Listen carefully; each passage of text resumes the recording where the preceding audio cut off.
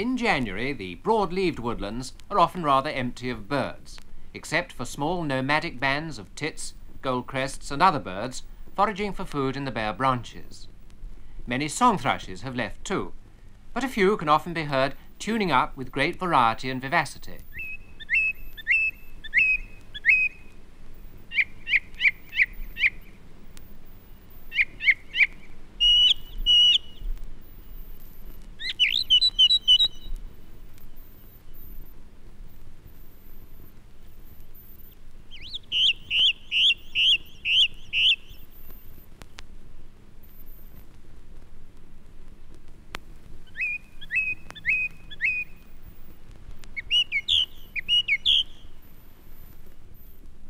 When winter gales blow, the mistle thrush may revel in the wind. He's often known as the stormcock.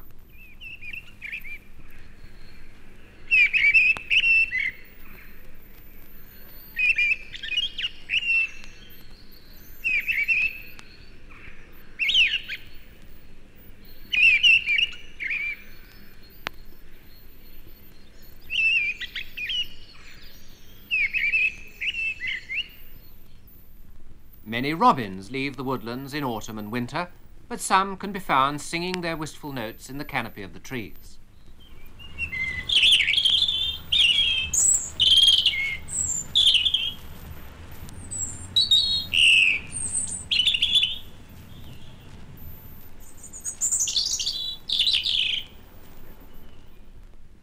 One of the promises in early January of a spring that may still be far away is the gay chiming song of the great tit.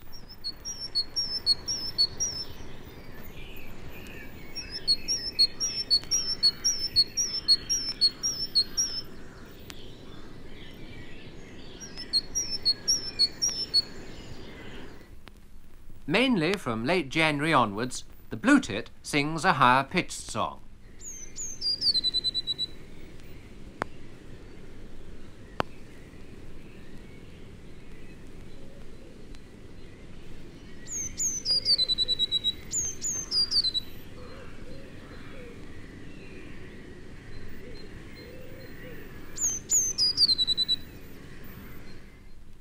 Coal tits also sing from January onwards, usually from conifers inside the broad-leaved woods.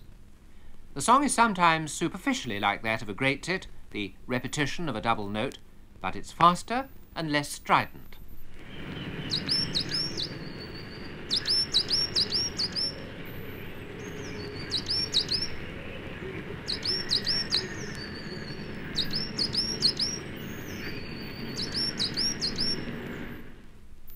Starling songs are regular in every month of the year, and their bill rattlings and shapeless medleys of sounds are common on still, warm January days. This one flies to a perch and then begins to sing.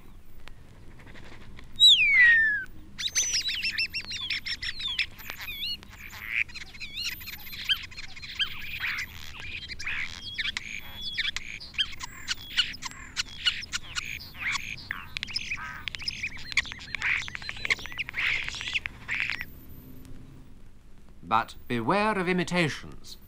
The starling can mimic many other birds as well as car brakes, cats and babies.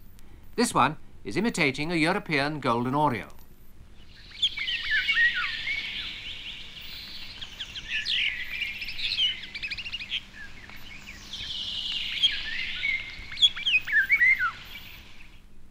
The wren has a loud, dramatic song with high-pitched phrases and trills. Wrens too can sing in every month of the year, including January. Here's a wren duet, with a blue tit singing as well.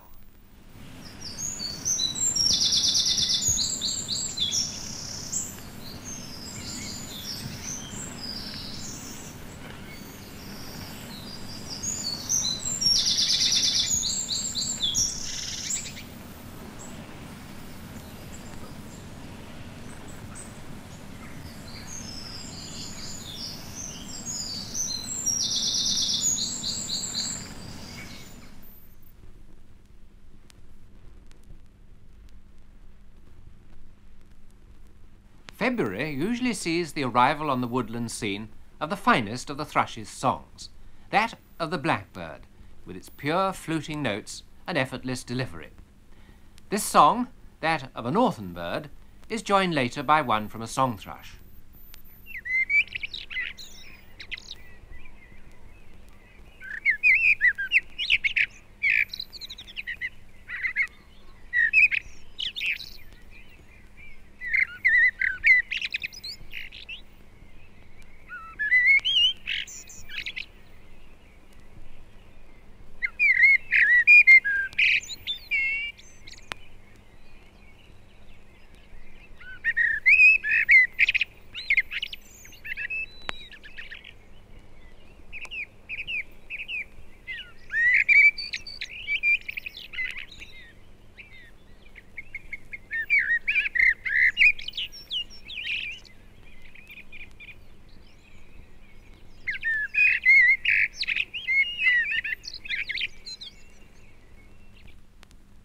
Another sound that often arises in the February woodlands, sometimes even in January, is the cooing territorial song of the wood pigeon, often accompanied by sharp wing claps.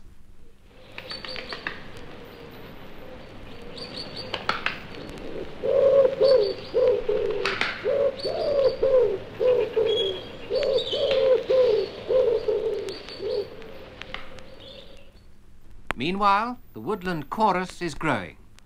Wood pigeon, mistle thrush, wren, and the brisk warbling of a hedge sparrow join together in this Kent chorus.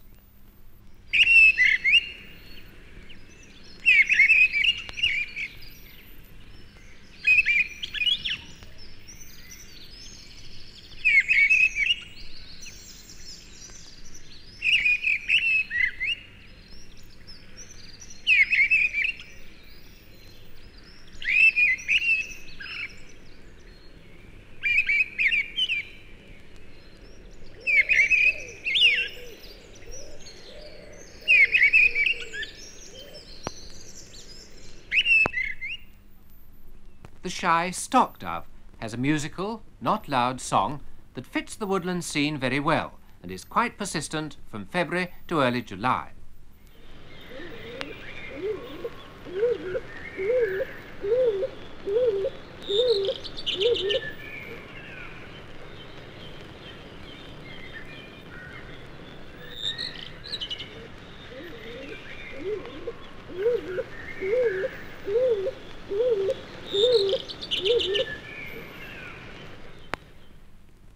Chaffinches often return to the woods in February and March and begin their cheerful, rollicking songs like this one in the New Forest.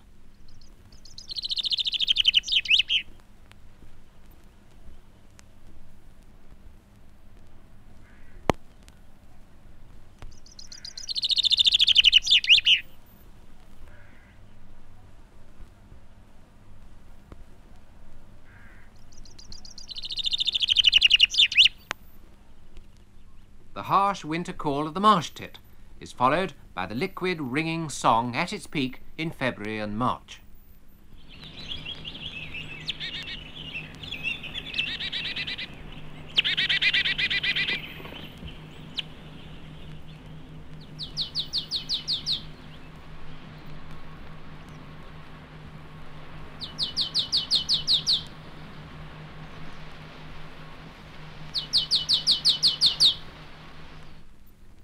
The nuthatch and tree creeper are both birds that live by searching the trees, trunks and branches for food. The tree creeper's song, heard here with that of a blackbird, consists of from 3 to 5 thin single notes followed by a sibilant flourish.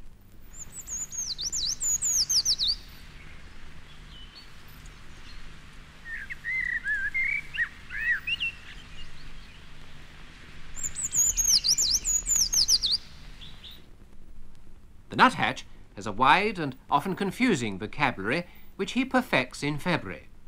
Here are some slow, boyish whistles followed by faster ones.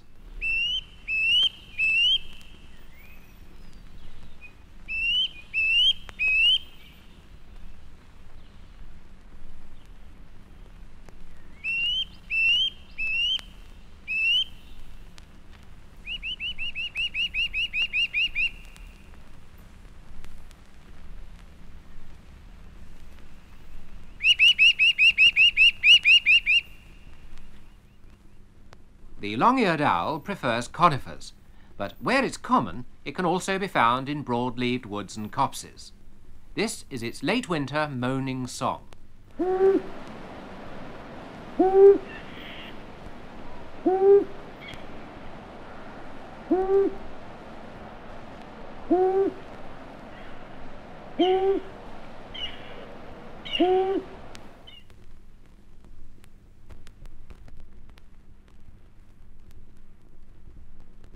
At the beginning of March, we can still hear only our resident birds in song in the woodlands. It's still too early for the summer visitors. Now blackbirds, thrushes and robins dominate the woodland scene.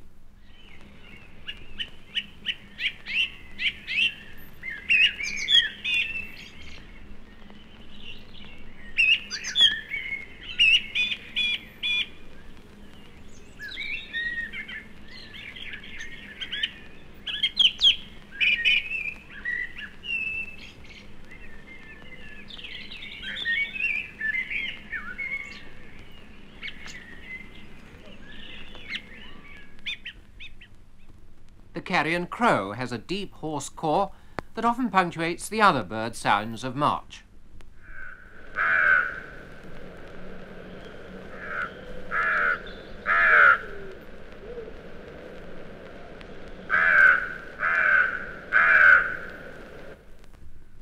Sometimes in February and March you can hear a strident motor horn note from the crow as well.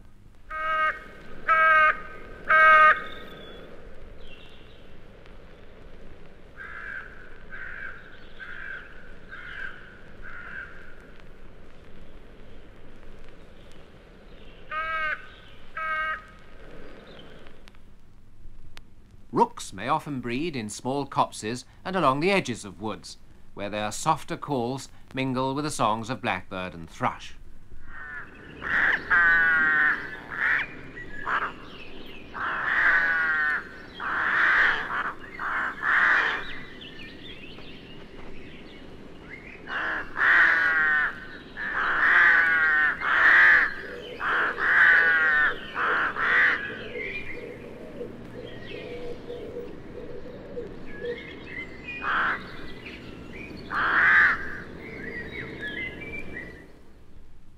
The guardian of the woods is the jay, whose harsh alarm cries alert all the denizens of the forest to danger.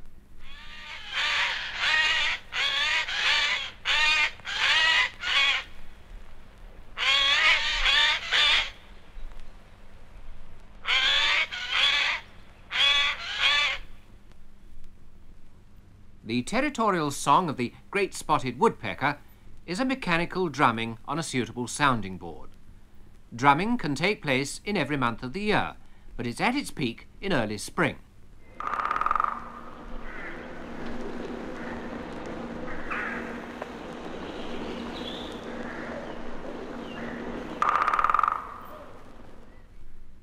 Herons often build their nest platforms of sticks in tall trees in woods, and these resound in March with the most extraordinary noises.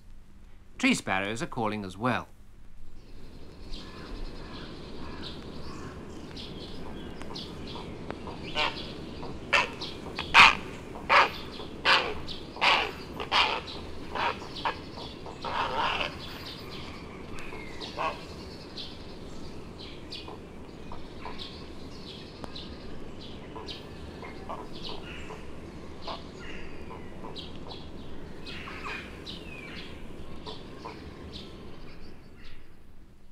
At dusk and dawn from early March onwards, the woodcock starts its slow owl-like display flight known as roding.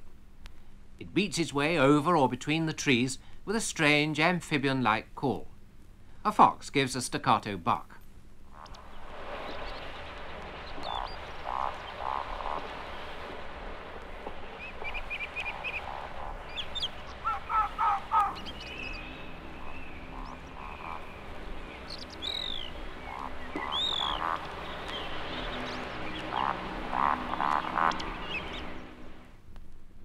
As March wears on, more and more finches can be heard in and around the open woodlands. From shrub layers and scrub, the bullfinch produces a sub-song of poor quality with low piping notes and creaky phrases.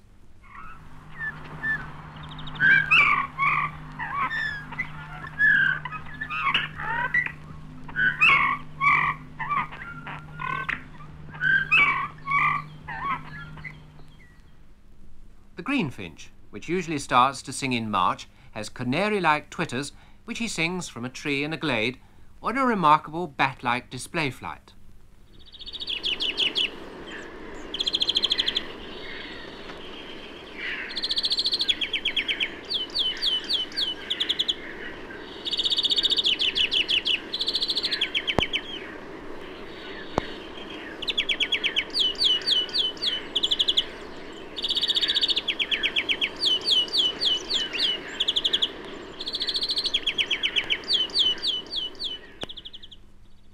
The little redpoll really likes conifer plantations, but it can be found too in broad-leaved woods of birch and willow. It has a metallic flight call and a high trilling song, often given in flight as well.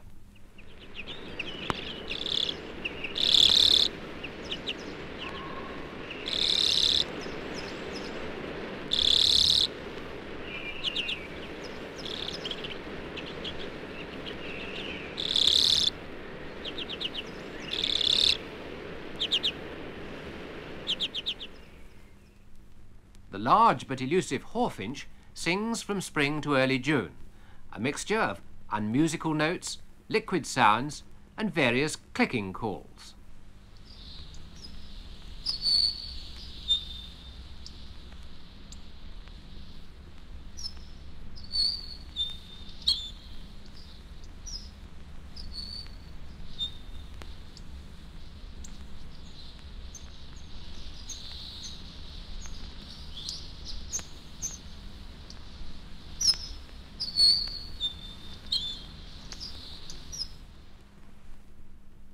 March usually sees the arrival from the south of the chiffchaff, the first of the summer visitors to return, especially in lowland England. From now on, the woodland chorus will grow in strength and variety.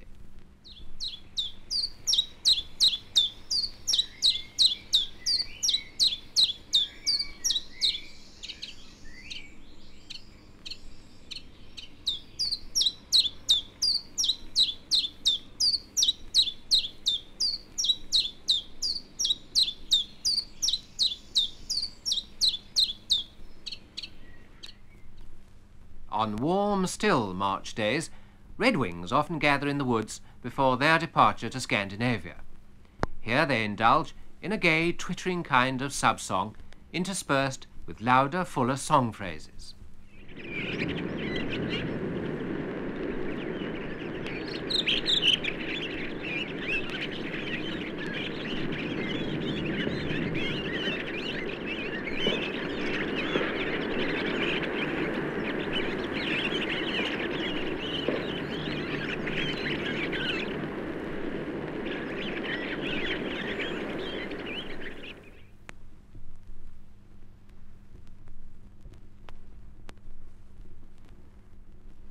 It's an hour before an April dawn in a Northamptonshire wood. Some roosting carrion crows leave noisily for the fields.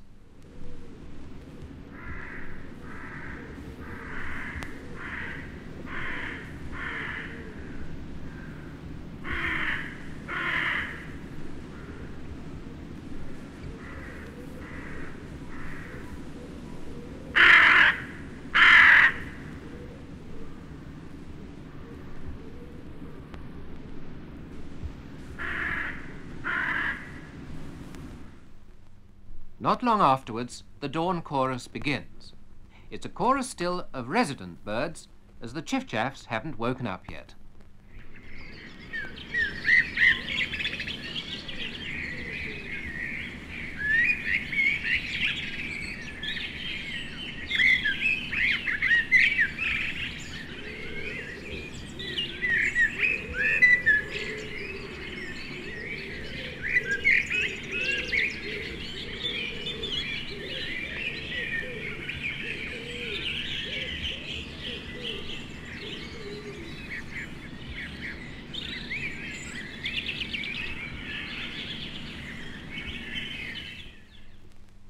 The willow tit has a rare song that I've heard sometimes in April.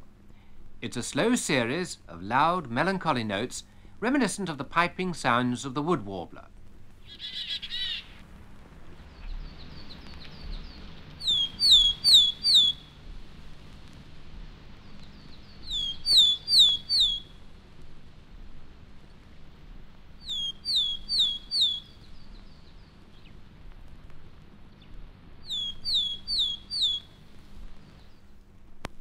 In the second week of April comes the main flood from the south of the willow warblers with their silvery liquid cadences.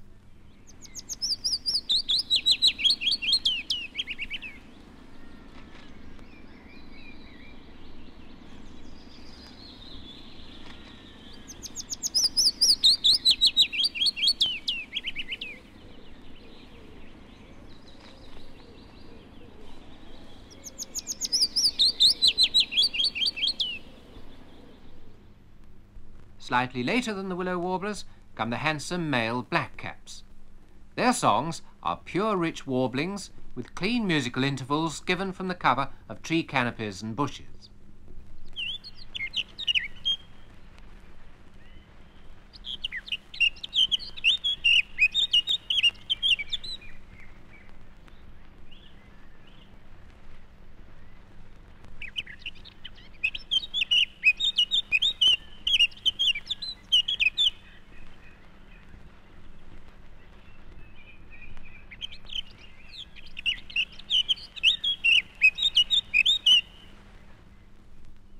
Towards the end of April, the garden warblers arrive back in the woods and copses. The song of the male is a sustained, clarinet-like warbling without the wavy form of the blackcap's delivery. This bird I recorded singing in the New Forest.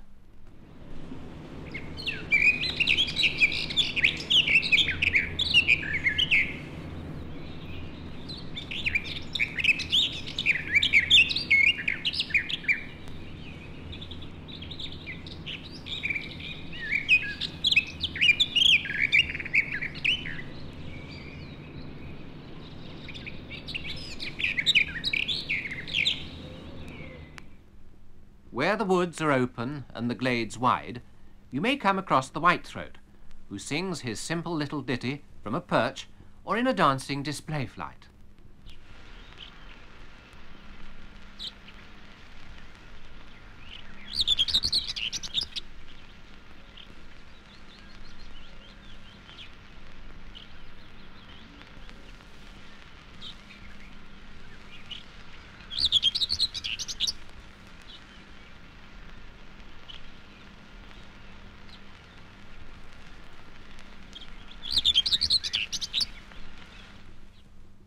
In oak and beech woods, dense copses and thorn brakes below 400 feet above sea level, and south of a line from Devon to South Yorkshire, you may find the nightingale.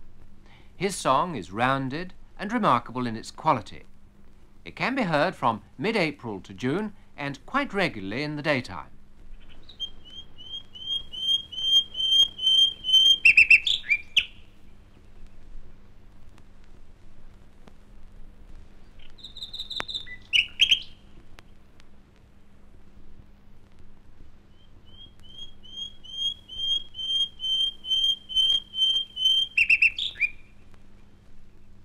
Singing also from mid-April is the gaily coloured redstart, another migrant from the south. Its song is a pleasant run of warbled notes with a rather weak ending.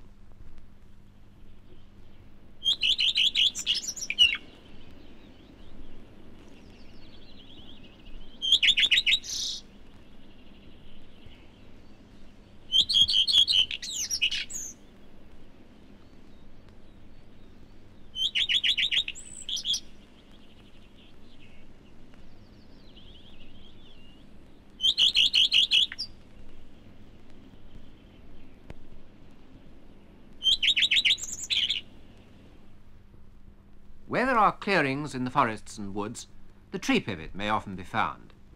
He starts to sing from the top of a special display flight and then parachutes down to a perch, singing all the time.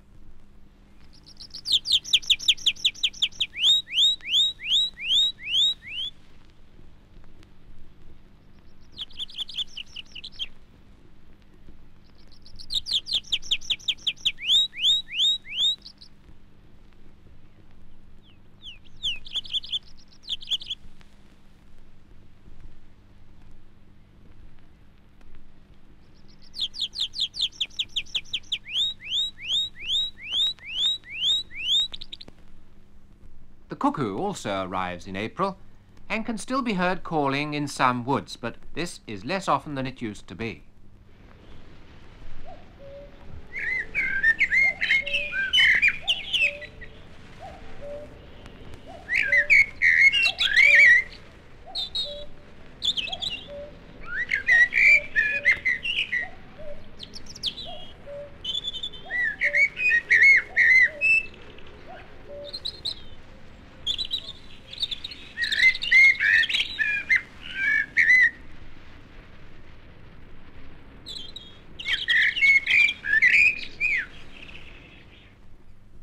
With April at its full, the woodland choruses have grown into rich and delightful experiences.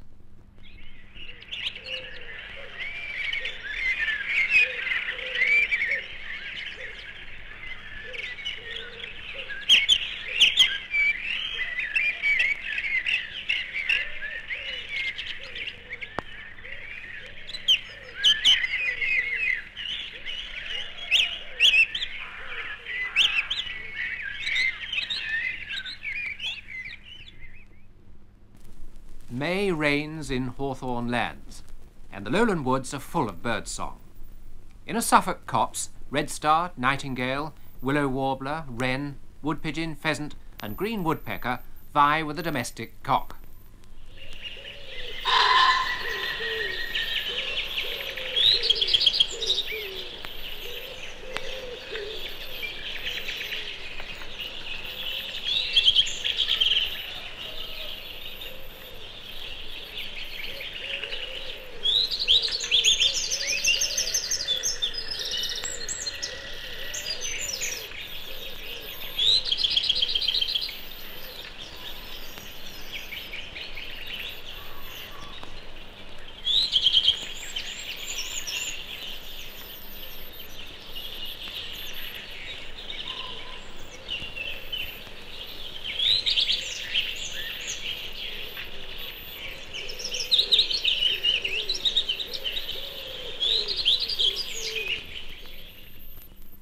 Farther north, in an exposed coastal wood, a song thrush sings to the accompaniment of rooks and chiding wren.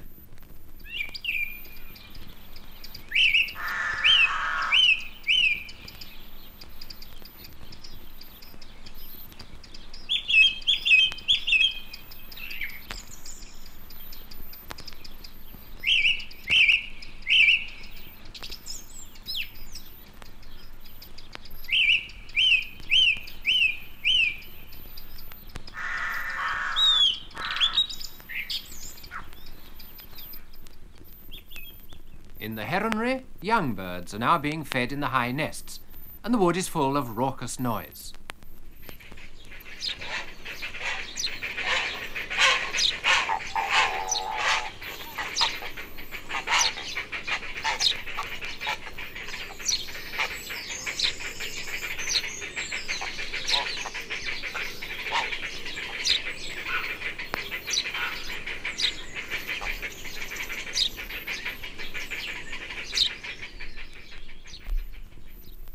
In May, the wood warbler returns to some of the mature woods of oak and beech.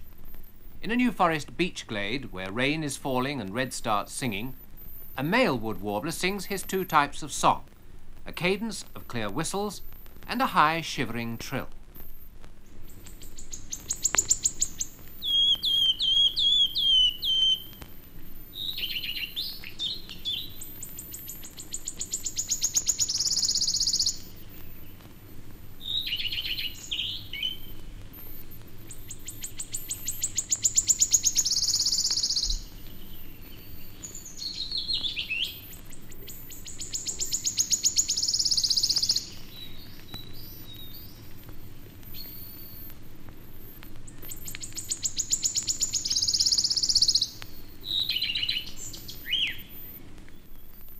Blackbird, chaffinch, cuckoo and pheasant are joined often in May among the thorn bushes by the turtle dove, with his placid purring notes.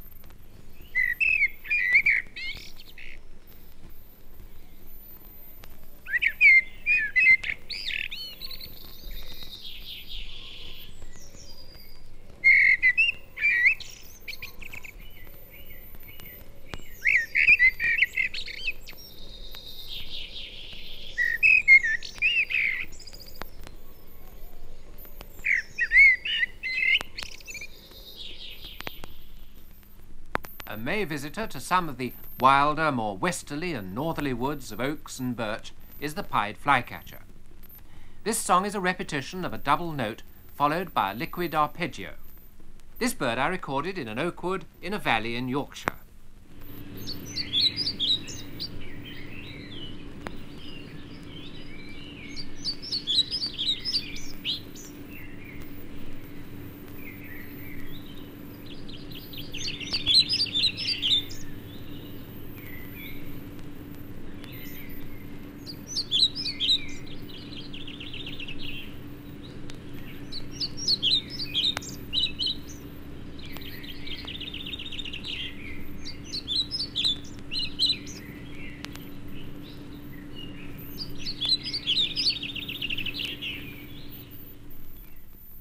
The woods are now busy with incubation and the care of the young.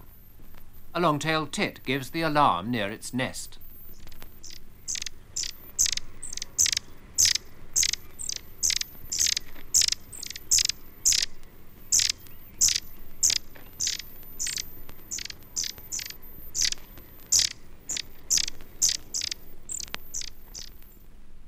In a hole in a thorn, a great tit on her nest hisses an explosive warning like that of a snake.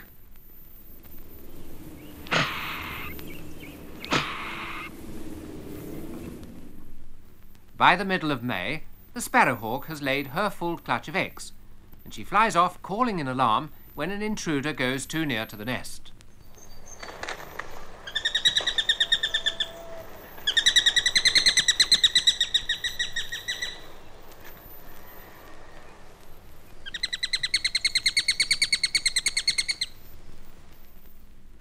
In the north of England, in mid-May, the kestrel begins her breeding season. The high chatter can be heard around the breeding place and outside the nesting season.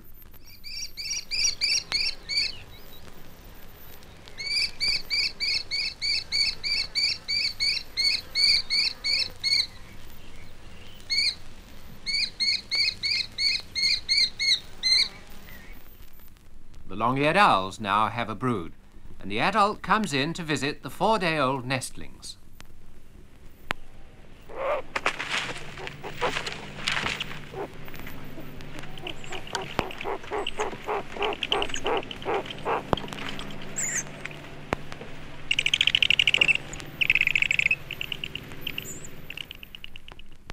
In 1967, the little serin bred in England for the first time. In Europe, it's a bird of sunny forest edges and groves. The song is a jingle of rushed, sibilant chitters and trills.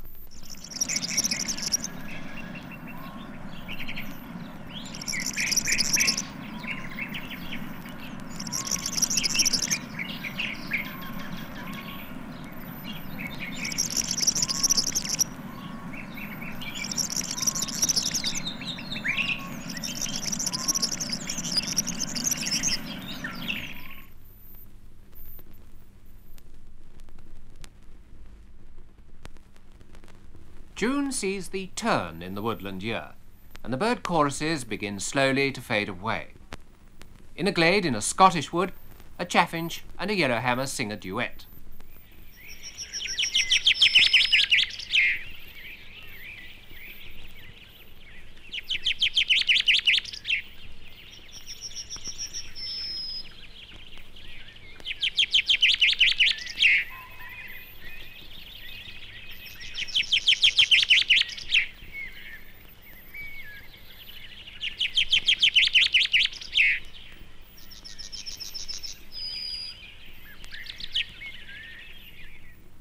The dawn chorus now in the heronwood consists of cuckoo, robin and wood pigeon.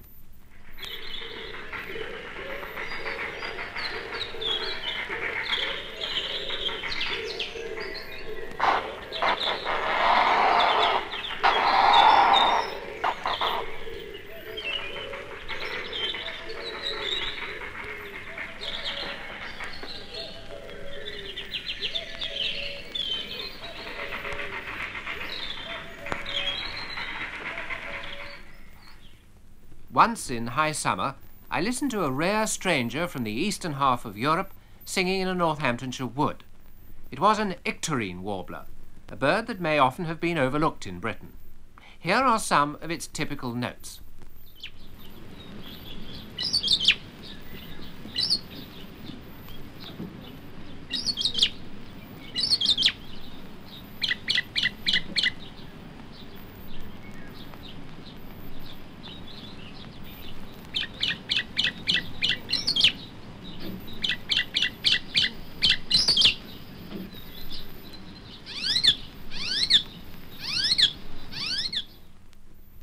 The very similar melodious warbler, with a more westerly European range, has a less vehement song.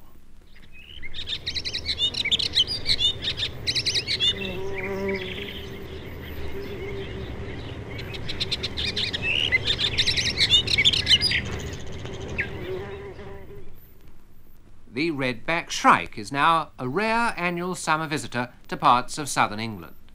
It favours commons, thornbrakes and woodland edges, where in June it may sing for long periods.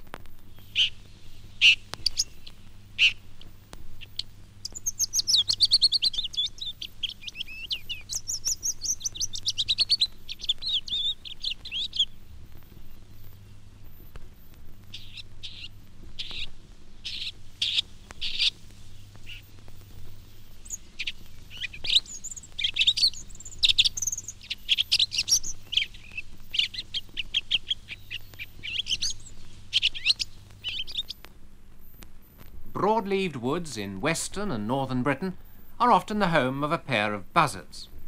Their mewing cries can be heard high over the canopy of the tree in which they have their nest.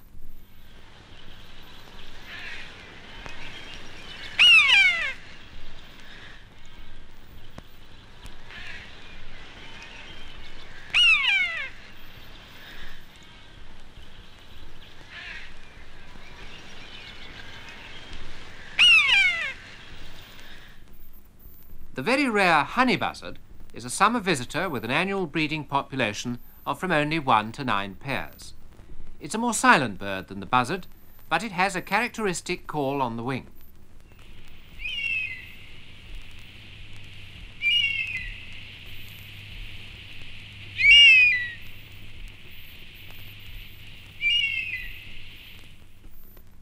The young kestrels have hatched, and now, in June, the hen feeds them on the nest.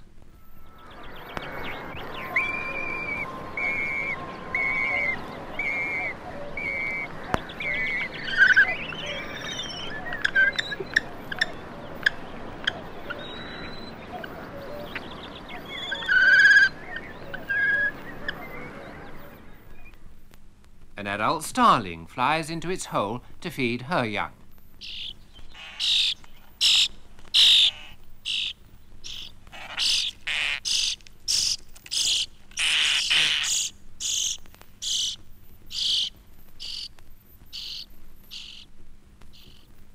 June is a good month for young birds in the woodlands. Young jays demand to be fed.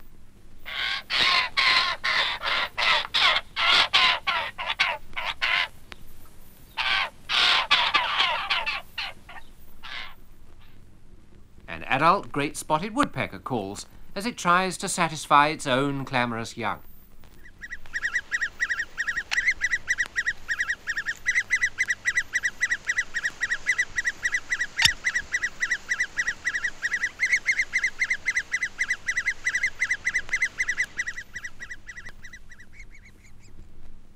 June dusks are the time to listen for the sustained rising and falling trill of the scarce summer-visiting nightjar, a trill with as many as 1900 notes a minute in it.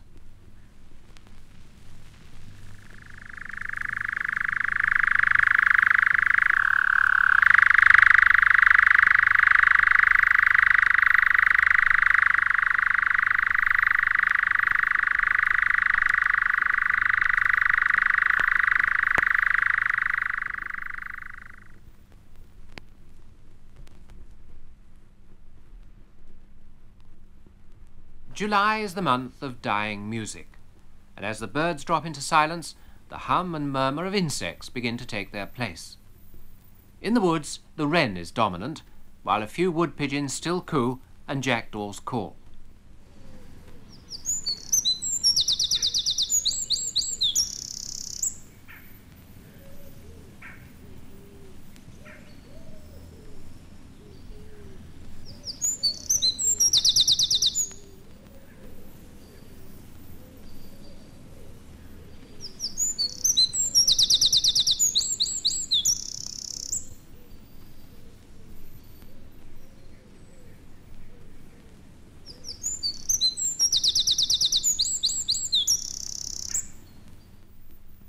greenfinch with her free-flying brood gives the predator alarm as a fox or cat slips through the wood.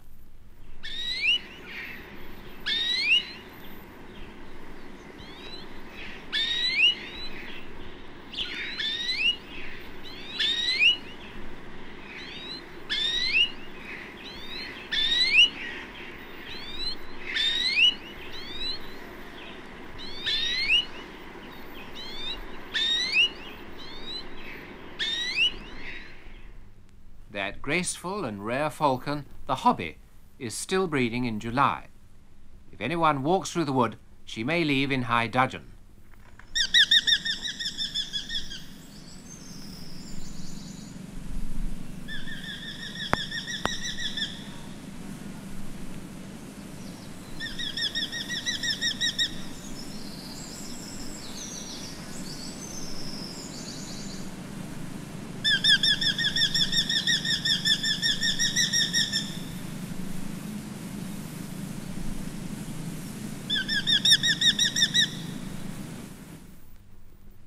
The woods may lose their songs, but many are noisy with the calls of adult and young jackdaws.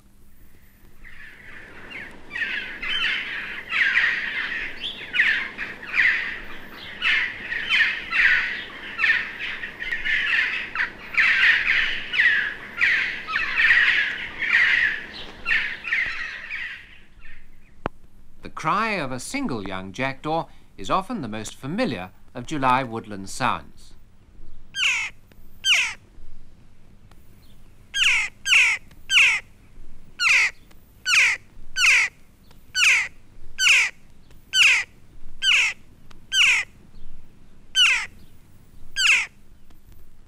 Young birds are everywhere, querulously seeking food and attention.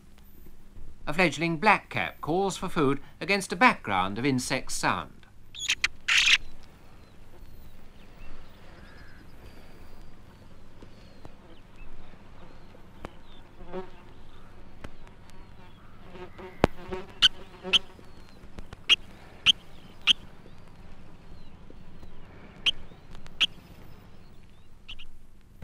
As dusk falls on a July evening, a young tawny owl that has left the nest sits and calls.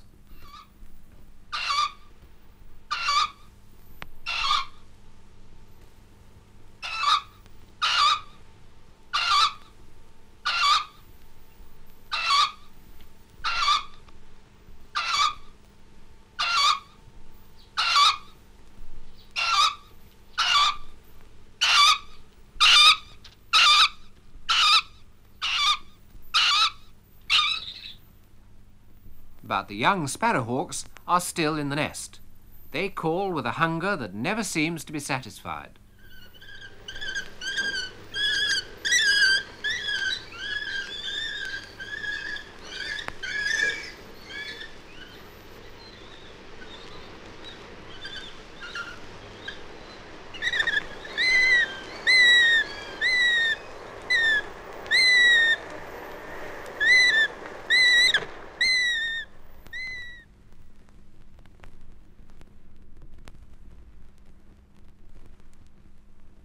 By August, the woodland bird sounds have fallen almost to nothing. Many birds have left the woods for the winter. Along the hedges and the woodland edge, the yellowhammer still sings on, and greenfinch and crow still call.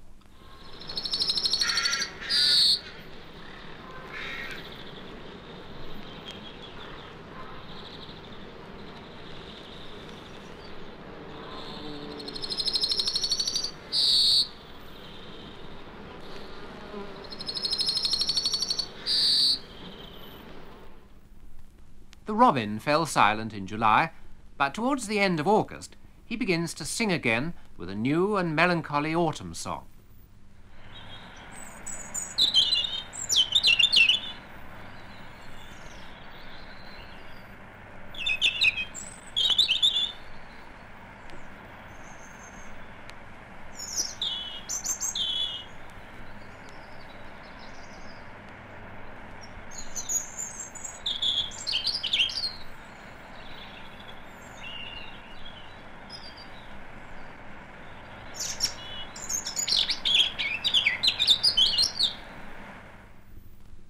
coming of September, some of the songbirds begin to perform spasmodically once more.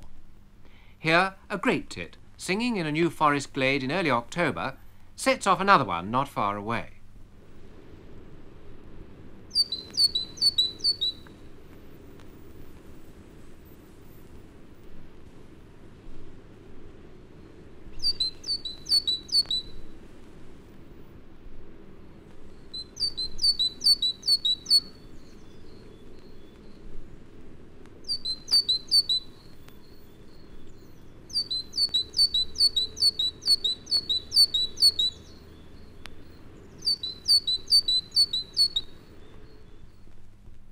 Migrant willow warblers and chiffchaffs will sing occasionally in the autumn.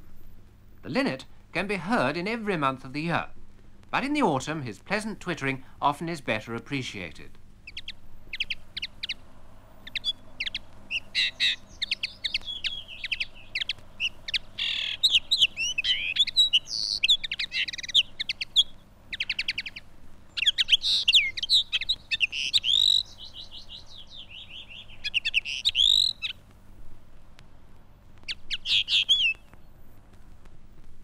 Along the woodland rides and verges, the magpie sits on some tall tree and rattles away.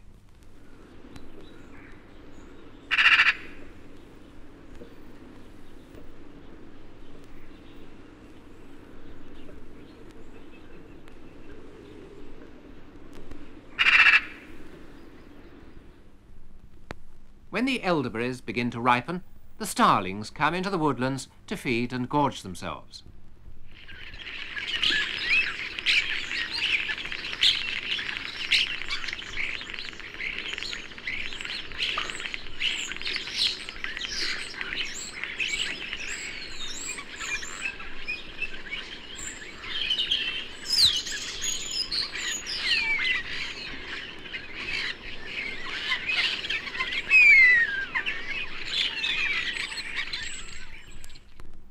Nomadic parties of small birds wander from tree to tree in the woods, assiduously looking for food.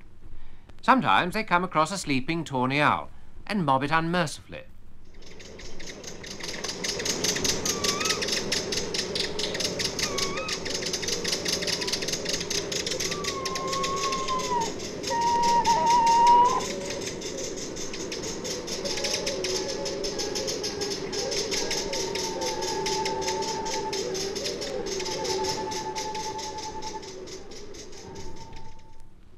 In October, the tawny owls often hold territories, which they proclaim with their hoots.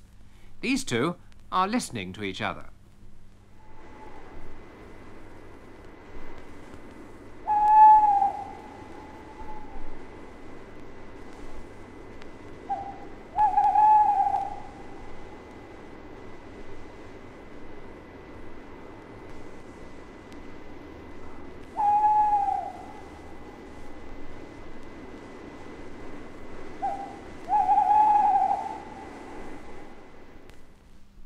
In the more open woodlands, it may be possible to hear the eerie sound of a barn owl that's been roosting in a thorn or other bush.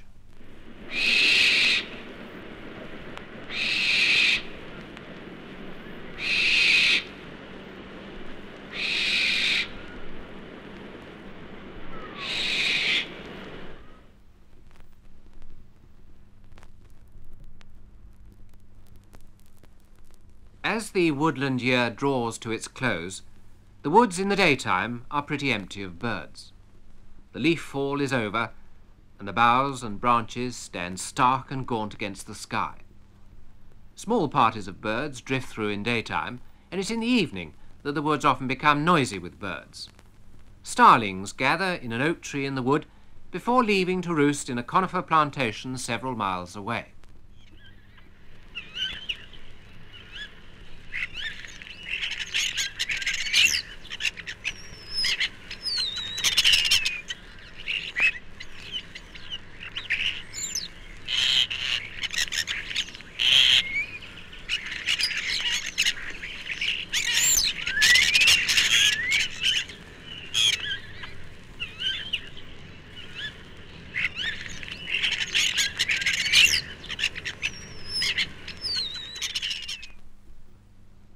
the light goes, a pheasant flies up into its roosting tree, and a few blackbirds scold irritably.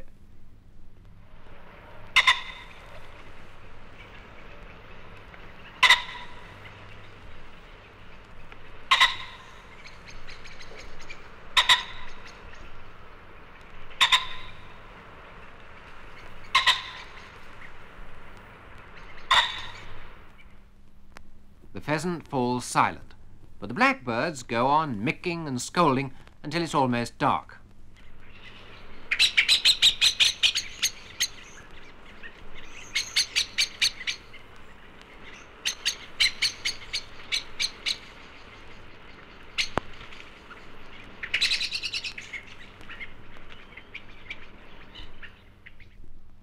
If there are evergreen shrubs in the wood, redwings may come in from the fields and hedgerows to join the blackbirds for the night.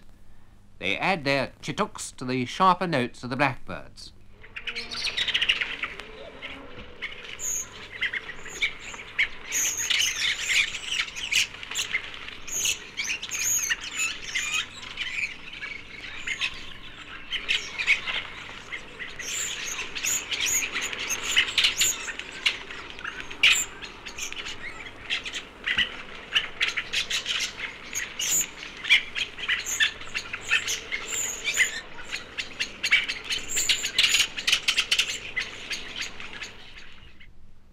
Many of the taller trees in a wood provide a safe roost at night for wood pigeons, rooks and jackdaws that fly in from the countryside around. On cold December mornings, the rooks and jackdaws stream out from their roost in long, noisy lines.